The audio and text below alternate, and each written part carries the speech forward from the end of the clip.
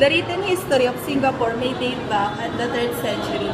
Evidence suggests that a significant trading settlement existed in Singapore during the 14th century. In the late 14th century, Singapore was under the rule of Parmasewa until he was expelled by the Mahapit or the Siamese, and then came under the Malacca Sultanate.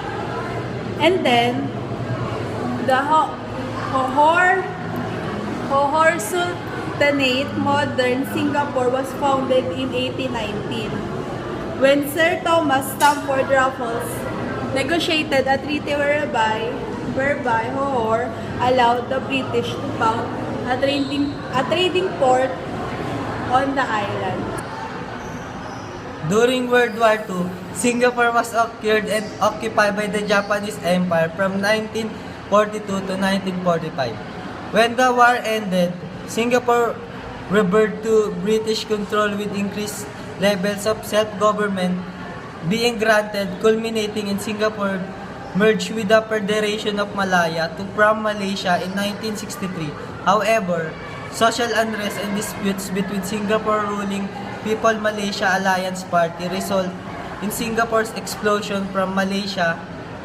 Singapore became independent republic on August 9, 1965.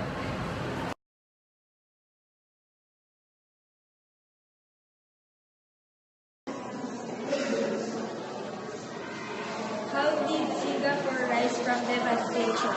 Lee Kuan Yew, the founding founder of one of Asia's smallest but most developed economies. Lee led Singapore after its separation from Malaysia to emerge as one of the most powerful financial centers. The tiny nation whose main industry was manufacturing dependence, so its GDP per capita skyrocketed under Lee to one of the highest in the world. Singapore flourished on the inherited advantage and foresightedness to transform into the ranks of New and London. Singapore in a strong position for trading activities.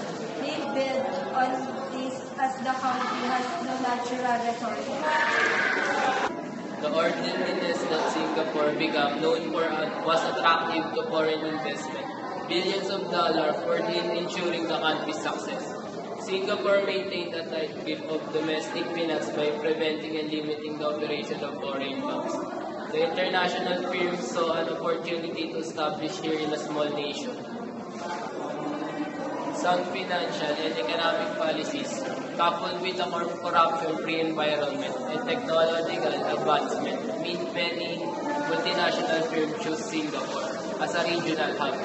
Singapore attracts a free flow of foreign investment. One clear factor in Singapore is the consistent advantage of global financial upheaval.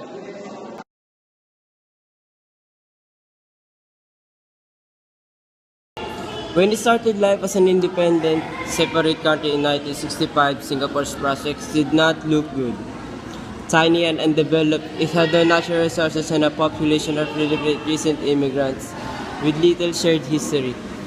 The country's first prime minister, the late Lee Kuan Yew, is credited with transforming it. He called one volume his memories from world to third first country.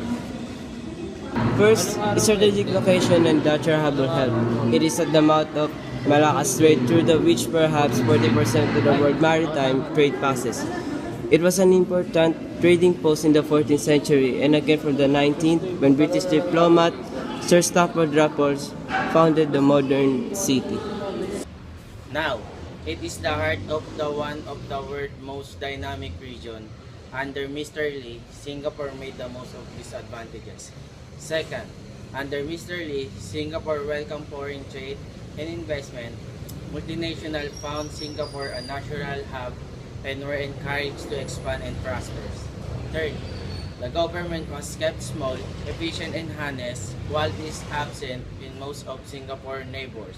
It regularly tapped surveys for the ease of doing business. But the island city is not ideal. Although clean and orderly. It has harsh judicial punishment, same press and illiberal social policies. Homosexual act, for example, remain illegal. Protest demonstration are rarely permitted. That's all. Thank you.